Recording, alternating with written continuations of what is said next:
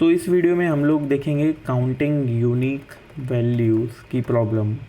तो यहाँ पर प्रॉब्लम क्या है, मेरे पास एक एरे है नंबर्स की सॉर्टेड ऑर्डर में, और मुझे ये रिटर्न करना है कि इस पूरे एरे में कितने यूनिक नंबर्स हैं।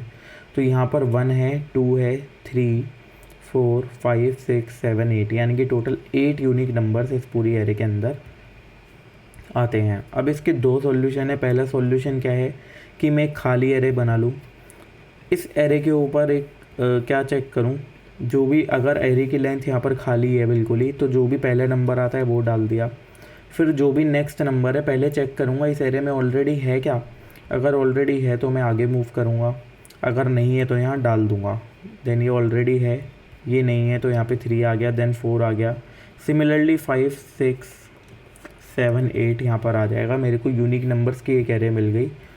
अब मैं यहाँ पे क्या करूँगा, इसकी जो भी लेंथ होगी वो रिटर्न कर दूँगा तो मुझे पता लग जाएगा, और बल्कि हाँ ठीक है, इसकी लेंथ रिटर्न कर दूँगा और मुझे पता लग जाएगा ये कितने यूनिक नंबर्स हैं।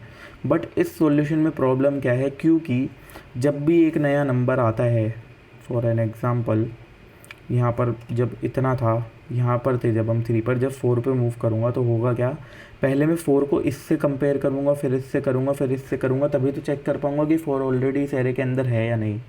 यानी कि यहाँ पर एक फॉर लूप चलेगा, उसके बाद इसमें एक फॉर लूप चलेगा, यानी 2 फॉर लूप चलेंगे एक के अंदर एक, क्योंकि मैं इसको चेक करूँगा, फिर इसको, फिर इसको, फिर इसको, और कंपेयर किससे करूँगा, इससे, इससे, इससे। तो 2 फॉर लूप चल रहे हैं। तो यहाँ पर टाइम कॉम्प्लेक्सिटी हो जाएगी n रेज द पावर 2, यानी कि जो चीज़ हम लोगों को नहीं चाहिए। तो इसको हम लोग सॉल्व करेंगे अगेन पॉइंटर्स के through.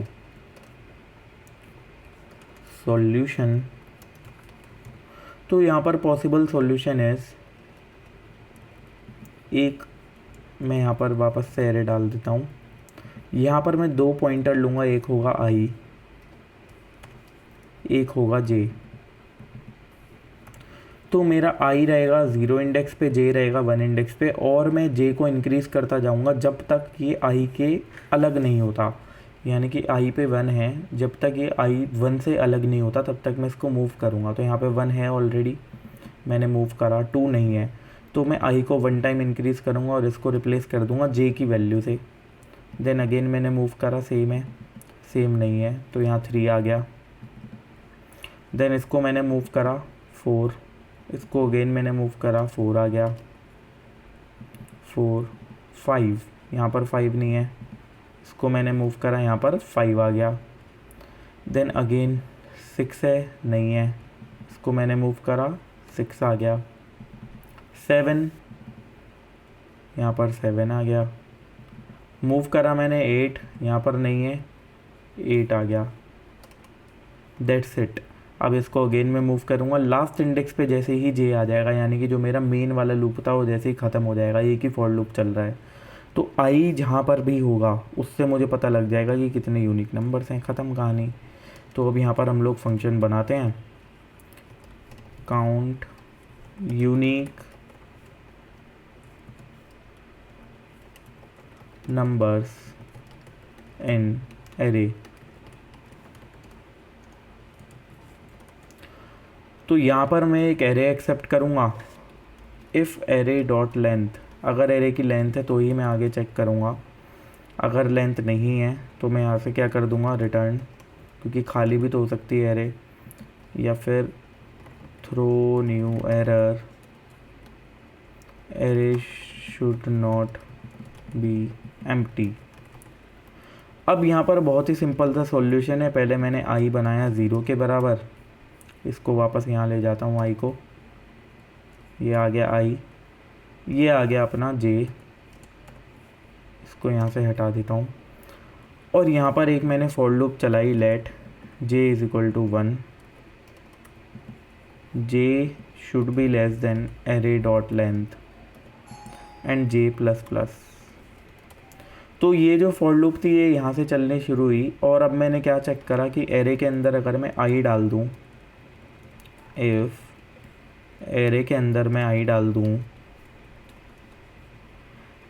Should not be equal to, अगर मैं एरे के अंदर j डाल दूँ, अगर ये कंडीशन नहीं होती तो मैं नेक्स्ट पे मूव करूँगा, ठीक है, क्योंकि मेरी इनिशियली एरे क्या थी, ये थी। तो यहाँ पर जब 1 आया तो ये कंडीशन मैच नहीं हुई तो अगेन फॉर लूप चलेगा, जे यहाँ पर आ जाएगा। अब ये कंडीशन मैच हो गई। मैच होने के बाद मुझे क्या करना था, आई को पहले इंक्रीज़ करना था। तो मैंने यहाँ पे एरे के अंदर आई डाला, सॉरी पहले आई को इंक्रीज़ करा।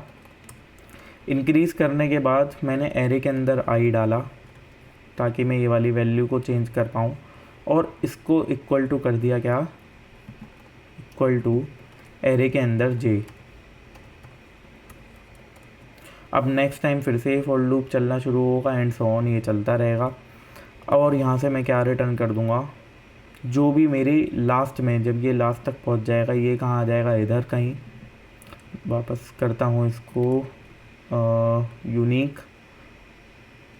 तो ये मान लो यहाँ पर 8 था लास्ट वाला एग्ज़ाम्पल, और ये मेरा आई था यहाँ। इस तरीके से कुछ हमारी एरे थी तब।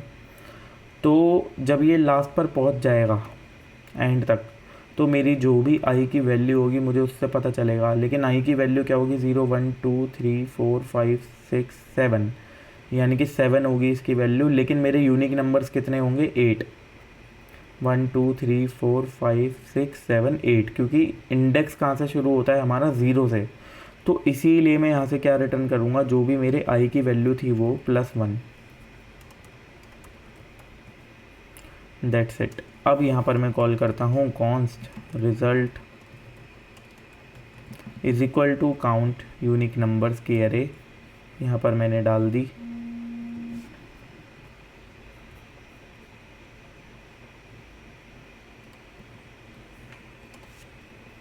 ये एरे रिप्लेस कर दी मैंने, एंड यहाँ पे मैंने कंसोल लॉग किया रिज़ल्ट।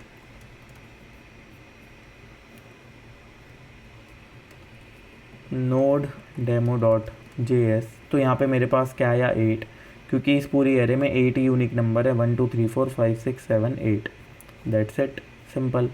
अब एक बार आपको वापस से समझा देता हूँ, बहुत ही सिंपल सा प्रोग्राम है ये। तो मेरा आई यहाँ पर था, मेरा जे यहाँ पर था, मैंने आई की वैल्यू 0 रखी, एक फॉर लूप चलाया जे पर, एंड देन मैंने, अगर ये कंडीशन मैच नहीं हुई, यानी कि आई और जे दोनों अलग नहीं है, तो जे को मूव करा।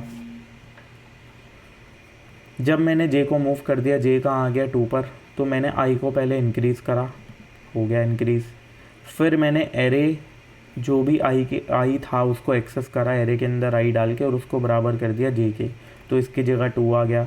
देन वापस फॉर लूप चलेगा, ये आगे बढ़ेगा, मैच नहीं हुआ, मैच नहीं, सॉरी मैच हो गया, देन मैच नहीं हुआ, देन अगेन ये इधर आ जाएगा, यहाँ पे 3 आ जाएगा एंड सो ऑन।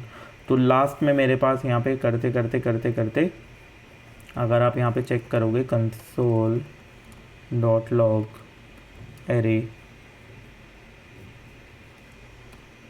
तो जो एरे थी उसमें क्या होगा, 1 2 3 4,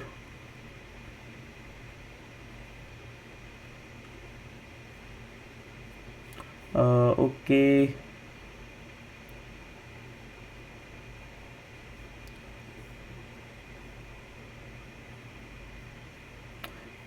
ओके, माई मिस्टेक इज़ कि ये सॉर्टेड ऑर्डर में नहीं है, it should be like this.